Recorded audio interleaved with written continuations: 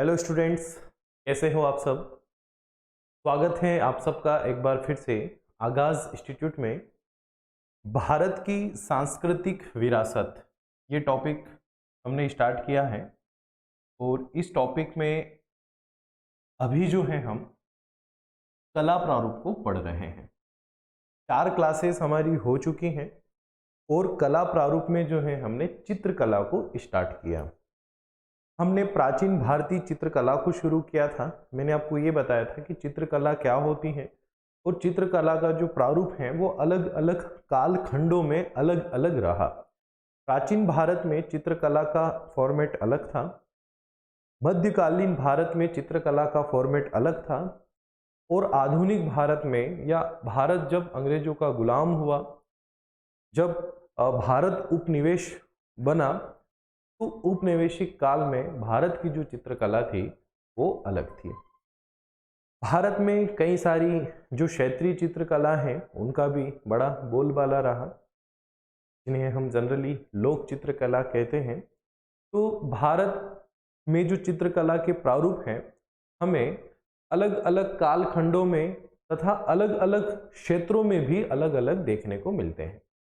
तो हमने प्राचीन भारत से शुरू किया था कि आखिर में प्राचीन भारत में चित्रकला का प्रारूप कैसा था, जिसके अंतर्गत हमने प्रागैतिहासिक काल की चित्रकला देखी थी, जिसमें हमने आदि मानवों द्वारा बनाए गए चित्रों के विषय में बात की थी कि आखिर में उनके चित्रों का प्रारूप, उनके चित्रों का फॉर्मेट क्या था। फिर उसके बाद हमने हड़प्पा सभ्यता और वैदिक सभ्यता के विषय में भी बात की थी, जो भी उपलब्ध प्रमाण है उन प्रमाणों के आधार पर। और फिर उसके बाद हमने ये देखा कि प्राचीन भारत में कई सारे स्थलों पर चित्रकारी की गई और उन चित्रकारी की खोज अलग अलग कालखंडों में हमें जो है प्राप्त हुई है ना। वो खोज हमारे विद्वानों ने की है। तो उसी खोज के आधार पर हमने प्राचीन भारतीय चित्रकला पर एक प्रकाश डालना स्टार्ट किया, जिसमें हमने अजंता की गुफाएं, बाघ की गुफाएं, इन सबको पढ़ा था। आज की क्लास में हम अन्य प्राचीन भारतीय चित्रकला के जो स्थल है ना, जहां से प्राचीन भारतीय चित्रकला के विषय में हमें जानकारी मिलती है, तो आज की क्लास में हम उन स्थलों के विषय में चर्चा करेंगे। हम उन स्थलों के विषय में बात करेंगे कि आखिर में प्राचीन भारत के वे और कौन से स्थल हैं जहां से हमें प्राचीन भारतीय चित्रकला के प्रारूप की जानकारी मिलती है। तो चलिए स्टूडेंट, करते हैं शुरुआत प्राचीन भारतीय चित्रकला से संबंधित प्रमुख सांस्कृतिक स्थल। चलिए, तो कौन से हैं वो स्थल। सबसे पहला स्थल हमें इसमें पता चलता है जो है वह है अरमामलई गुफा चित्र, है ना। अरमामलई जो है गुफा है और इस गुफा में जो है जो चित्र मिले हैं, जो गुफा चित्र मिले हैं, उन गुफा चित्रों से प्राचीन भारतीय चित्रकला पर प्रकाश पड़ता है। तो देखो, अरमामलई गुफा चित्र है कहाँ, तो आपका उत्तर होगा तमिलनाडु।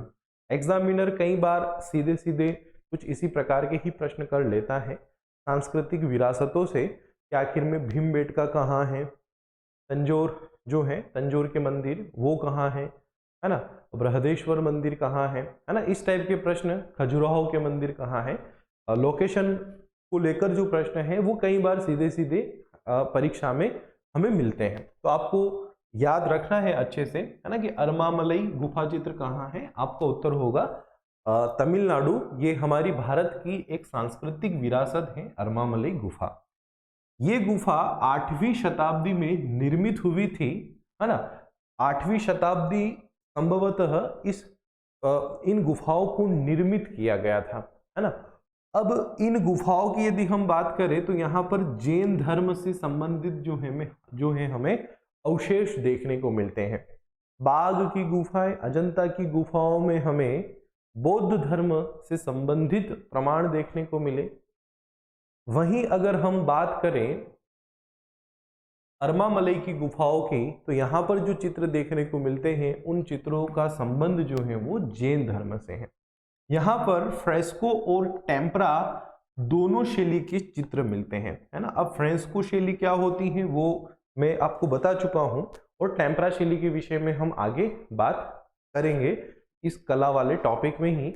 मैं आपको जो चित्रकला की शैलियाँ पढ़ाऊंगा अलग से, तो वहाँ पर मैं आपको टेम्परा शैली और ये सब भी बताऊंगा, इसलिए अभी आप सिर्फ ये याद रख लें, है ना। तो टेम्परा शैली के चित्र जो हैं यहाँ से हमें प्राप्त हुए, कहाँ पर, फ्रेस्को और टेम्परा दोनों शैली के चित्र मिले हैं अरमामलई गुफा चित्रों में। चलिए बढ़ते हैं आगे।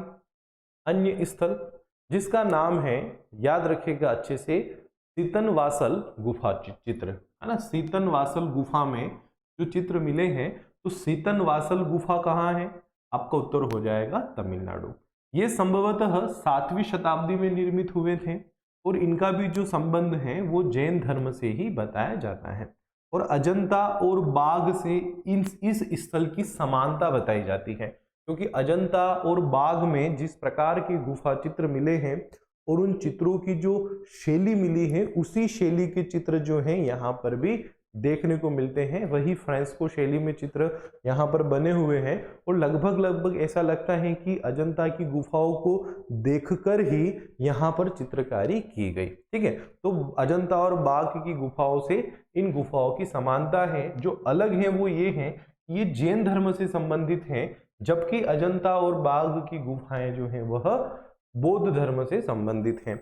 और आपने देखा भी होगा कि दक्षिण में यदि हम बात करते हैं तो बौद्ध धर्म से ज़्यादा हमें एविडेंस जो है वो जैन धर्म के मिल जाते हैं, है ना। मैं ऐसा नहीं कह रहा हूँ कि बौद्ध धर्म से संबंधित उधर एविडेंस है ही नहीं, मैं सिर्फ ये कह रहा हूँ कि कहीं अगर हम प्राचीन इतिहास के अवशेषों पर बात करें, पुरातात्विक अवशेषों पर, तो हमें दक्षिण में जैन धर्म से संबंधित अवशेष मिलते हैं, है ना। और आपको पता भी होगा चंद्रगुप्त मौर्य के समय, है ना, कर्नाटक के श्रवणबेलगोला में चंद्रगुप्त मौर्य ने अपने प्राणों को त्यागा था। तो कर्नाटक तो उस समय जैन धर्म का एक प्रमुख केंद्र रहा, है ना। इसीलिए उस क्षेत्र में जैन धर्म से संबंधित जो है हमें कई सारे एविडेंस देखने को मिलते हैं। जबकि बौद्ध धर्म की हम बात करें तो वो उत्तर भारत में रहा और उत्तर भारत को उसने प्रभावित किया, और फिर वहीं से हम देखते हैं कि वो एशिया में उत्तर की ओर बढ़ता है ना। तो इसलिए जैन धर्म का प्रभाव ज्यादा देखने को मिलता है हमें दक्षिण में। ठीक है, तो इस प्रकार से भी आप थोड़ा दिमाग में रख सकते हो, है ना। ये बताने के पीछे का मेरा कारण यही है कि कभी एग्जामिनर पूछ ले कि सीतनवासल गुफा जो है वह किस धर्म से संबंधित है, तो मैंने अभी जो बताया ना उस टाइप से अगर आप उत्तर तक पहुंचोगे तो आप जरूर सही उत्तर लगाकर आओगे। ठीक है, बढ़ते हैं आगे। नेक्स्ट है रावण छाया रॉक शेल्टर। अब ये रावण छाया रॉक शेल्टर जो है ये कहाँ पर है, तो ये उड़ीसा में है और 7वीं शताब्दी में ये निर्मित हुई थी। और यहाँ का जो सबसे प्रमुख चित्र है, भित्ति चित्र है, वह है शाही जुलूस। यहाँ की दीवार पर, है ना, भित्ति मतलब होता है दीवार, तो यहाँ की दीवार पर जो चित्र बना है एक शाही जुलूस का चित्र बना हुआ है, जो यहाँ का प्रमुख चित्र है। रावण छाया उड़ीसा की एक कठपुतली शैली भी है, कठपुतली कला भी है रावण छाया। और यहाँ पर भी जो चित्र बने हैं तो वो रावण छाया टाइप के ही चित्र हैं, इसलिए इन गुफाओं को भी बोलते हैं रावण छाया रॉक शेल्टर, है ना, जो कि उड़ीसा में है और 7वीं शताब्दी में ये निर्मित हुए थे, है ना। तो एग्जामिनर जनरली इस टाइप के प्रश्न में आपसे लोकेशन पूछेगा कि रावण छाया रॉक शेल्टर कहाँ है, तो आपको अच्छे से जवाब देना है। अब एक मोस्ट इंपोर्टेंट गुफा, जिन गुफाओं के चित्रों की हम बात करेंगे, वह है जोगीमारा गुफा, है ना। बहुत अच्छे से ध्यान दीजिएगा आप जोगीमारा गुफाओं पर। जोगीमारा गुफा से एग्जामिनर जो है वो प्रश्न बिल्कुल पूछ सकता है कि जोगीमारा गुफा चित्र कहाँ है। यह भी हमारे भारत की एक सांस्कृतिक विरासत है जोगीमारा गुफा। जोगीमारा कहाँ है, तो यह है छत्तीसगढ़ में। अब इन गुफाओं के निर्माण काल पर आप ध्यान दीजिए। अभी तक हम जितनी भी गुफाएं देख रहे थे, है ना, चाहे बाघ की गुफाएं हो, अजंता की हो, अरमामलई हो, सीतनवासल हो, तो जितनी भी गुफाएं अभी तक हमने देखी प्रमुख गुफाएं, तो वो सारी की सारी ईसा के बाद कहीं ना कहीं निर्मित हुई थी। मतलब उन गुफाओं के जो चित्र हैं वो कहीं ना कहीं ईस्वी के बाद के थे। जबकि जोगीमारा गुफा जो है, इस गुफा में जो चित्र मिले हैं वो ईसा के पूर्व के हैं, मतलब ईसा के पहले के हैं, है ना। 1000 ईसा से लेकर 300 ईस्वी तक इन गुफा चित्रों का काल खंड बताया जाता है कि 1000 ईसा पूर्व से लेकर 300 ईसा पूर्व तक ये जो है यहाँ पर जो है चित्र बने हैं जोगीमारा गुफाओं में, है ना। अब यहाँ का जो सबसे प्रमुख भित्ति चित्र है वह है, एक मिनट, ये वाला जो पॉइंट है, ये जो रावण छाया गुफा का था, है ना, वही यहाँ पर पेस्ट हो गया होगा, है ना, जिसकी वजह से आपको ये दिख रहा है, ये वाला नहीं, है ना। तो कुछ विद्वानों का तो यह मानना है कि अजंता गुफाओं में भित्ति चित्रण के लिए यहीं से प्रेरणा मिली होगी, क्योंकि जोगीमारा गुफाओं में जो चित्र बने हैं, जो चित्रकारी हैं, वो वैसी या उसी टाइप की देखने को मिलती हैं जो अजंता और बाघ की गुफाओं में है। अब अजंता की गुफाएं इन गुफाओं से, मतलब अजंता की गुफाओं में चित्रकारी इन गुफाओं के बाद की हैं। अजंता की गुफाओं के चित्र जोगीमारा गुफा से बाद के हैं, और जोगीमारा गुफाओं में भी लगभग उसी प्रकार की चित्रकारी हमें देखने को मिलती है। तो हम यही कहेंगे ना कि शायद जोगीमारा गुफाओं के चित्रों को देखकर ही, क्योंकि आज तो ये बहुत एक प्रकार से हम यूं बोल सकते हैं कि बहुत ऐसी अवस्था में चले गए हैं कि बिल्कुल असंरक्षित हैं, है ना, एकदम से क्लियर दिखते भी नहीं हैं ये चित्र। लेकिन उस समय, आज से लगभग 2000 साल पहले, 2500 साल पहले, ये चित्र तो बहुत अच्छी अवस्था में होंगे, है ना। और जब बाघ और अजंता की गुफाएं बनी होगी आज से लगभग 1600 साल पहले, 1500 साल पहले, है ना, तो उस समय तो ये चित्र जो है जोगीमारा गुफा के बहुत अच्छी अवस्था में रहे होंगे, और शायद अजंता की गुफाओं में जो चित्रकारी की गई, उन चित्रकारों को प्रेरणा इन्हीं जोगीमारा गुफा से मिली होगी। ये विद्वानों का मानना है कि यहीं से उनको प्रेरणा मिली होगी। अब इसमें जो है ब्राह्मी लिपि में एक प्रेम कहानी के कुछ चित्र और शिलालेख भी हैं, है ना। जोगीमारा जो जोगीमारा गुफाओं में जो चित्रकारी की गई है, उस चित्रकारी में ब्राह्मी लिपि में, है ना, उस समय भारत में ब्राह्मी लिपि ही चलती थी, तो ब्राह्मी लिपि में एक प्रेम कहानी के कुछ चित्र, है ना, और शिलालेख यहाँ से जो है मिले हैं। तो ये भी आपको याद रखना है जोगीमारा गुफाओं से। और जनरली इन गुफाओं से एग्जाम में जो प्रश्न बनेगा ना स्टूडेंट, वो प्रश्न इनकी लोकेशन को लेकर ही बनेगा, मतलब जो सबसे मुख्य प्रश्न बनेगा, है ना, कि भाई ये कहाँ पर है, क्योंकि सांस्कृतिक विरासतें हैं हमारी यह, और एग्जामिनर ये चाहेगा कि आप इन सांस्कृतिक विरासतों के विषय में ये बताओ कि ये कहाँ पर है। तो हो सकता है एग्जामिनर प्रश्न कर ले जोगीमारा गुफाएं कहाँ है, चितनवासल, अरमामलई, है ना, रावण छाया, इस टाइप से प्रश्न परीक्षा में हो सकते हैं। और ये भारत की चित्रकारी में, है ना, भारत की जो सांस्कृतिक विरासत है, उस सांस्कृतिक विरासत में यदि हम चित्रकला की बात करें तो उसमें यह स्थल जो है प्रमुखता से आते हैं। ठीक है, तो ये आपको याद रखना है। अब तंजौर जो है, तमिलनाडु में है तंजौर, तो तंजौर के जो बृहदेश्वर मंदिर है, वहां पर जो भित्ति चित्र मिले हैं, उन भित्ति चित्रों में महाकाव्य और पुराण कथाओं के चित्र बने हैं। तो ये फैक्ट भी आपके लिए महत्वपूर्ण हो सकता है ना, कि बृहदेश्वर मंदिर जो है तंजौर का, तमिलनाडु का, है ना, तमिलनाडु में है तंजौर, तो वहां पर जो बृहदेश्वर मंदिर है, उस बृहदेश्वर मंदिर के जो भित्ति चित्र हैं, वो भित्ति चित्र महाकाव्य, है ना, जो महाकाव्य है हमारे, उन महाकाव्यों और पुराणों पर आधारित हैं। मतलब उनकी कहानियों से संबंधित जो है यहाँ पर जो है यह चित्र बने हुए हैं ना। जैसे पुराणों में हमने बात की थी ना कि बहुत सारी ऐसी कहानियां बताई गई हैं जिनसे मतलब आम लोगों को चीजें समझाई गई हैं कहानियों के माध्यम से, कुछ कथाओं के माध्यम से। तो उनके जो चित्र हैं हमें इन गुफाओं में भी देखने को मिलते हैं। तो ये तंजौर के बृहदेश्वर मंदिर के भित्ति चित्र भी जो है भारतीय चित्रकला कला की एक विरासत है ना, ये भी आपको याद रखना है। अब देखो यहाँ पर एक बात आप समझो, हमने फ्रेंस्को शैली के चित्र अधिकतम देखे हैं कि प्राचीन भारत की जो चित्रकला रही, है ना, शुरुआत में यदि हम देखें तो आदि मानव क्या करते थे, पत्थरों पर ही चित्र बना देते थे।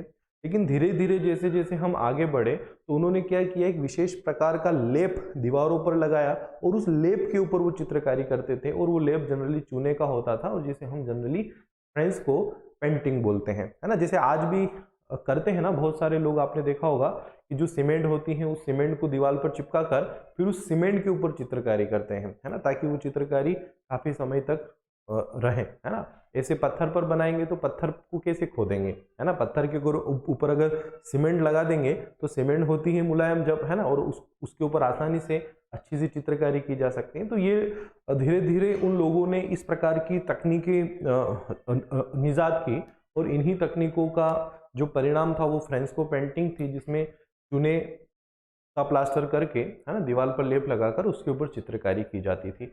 तो प्राचीन भारतीय चित्रकला से संबंधित यूं तो और भी बहुत सारे स्थल मिले हैं, है ना, और भी बहुत सारे स्थल मिले हैं जो हमारी एलोरा की गुफाएं हैं, है ना, एलिफेंटा की जो गुफाएं हैं वहां पर भी जो है हमें प्राचीन भारतीय चित्रकला के प्रमाण देखने को मिलते हैं, परंतु वहां पर ज्यादातर प्रमाण जो है वो मूर्तिकला और इनके मिलते हैं, इसलिए मैंने उनको यहाँ इंक्लूड नहीं किया। आगे हम मूर्तिकला और इनकी जब बात करेंगे तो वहां पर मैं आपको उन गुफाओं के विषय में भी बताऊंगा, लेकिन प्रमाण जो है वो वहां पर भी देखने को मिलते हैं, है ना, लेकिन मुख्य रूप से वो गुफाएं जो मूर्तिकला और इन चीजों के लिए फेमस है ना।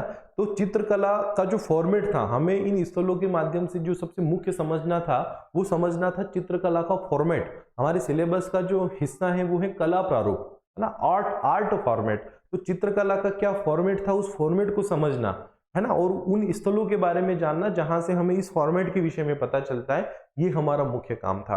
तो आप देखिएगा प्रश्न आपको इसी प्रकार के देखने को मिलेंगे। आगे हम मध्यकालीन भारत की चित्रकला, मुगलों की चित्रकला, है ना, जो अरब भारत में आए, भारत में जो गुलाम मंच और जो ये पूरा सत्ता शासन रहा दिल्ली सल्तनत का, तो उस समय चित्रकला का क्या स्वरूप था, अंग्रेजों के समय क्या स्वरूप था, और भारत की जो विभिन्न चित्रकलाएं रही हैं, लोक कलाएं जिसमें मधुबनी हो चाहे और भी बहुत सारी, तो हम विस्तार से उनके विषय में भी बात करेंगे, है ना। हम पूरा ही चित्रकला को अच्छे से समझेंगे कि एक भी पॉइंट हमारा यहाँ से न छूटे और एग्जाम में एक भी नंबर हमारा गलत ना हो, है ना, एक भी नंबर जो है हमारा कम ना हो अगर इस टॉपिक से कोई प्रश्न एग्जामिनर पूछ ले, तो ये हमारा पूरा प्रयास रहेगा। ठीक है स्टूडेंट, तो ये प्राचीन भारतीय चित्रकला से संबंधित कुछ और प्रमुख स्थलों के विषय में हमने बात की। नेक्स्ट क्लास में हम मिलेंगे एक और नए टॉपिक के साथ, जहां पर हम भारत की जो सांस्कृतिक विरासत है, इस सांस्कृतिक विरासत की जो एक पूरी कड़ी है, ये जो पूरी क्लासेस हैं, इनको आगे बढ़ाएंगे और पूरा हम इस टॉपिक को एग्जाम से पहले कंप्लीट कर लेंगे, जिससे कि आप एग्जाम में अच्छा स्कोर कर पाओ, यहाँ से जो भी प्रश्न पूछे उस प्रश्न को अटेम्प्ट करके। चलिए, तो मिलते हैं student, good day, good bye, all the best. कोई भी डाउट हो तो आप मैसेज कीजिएगा।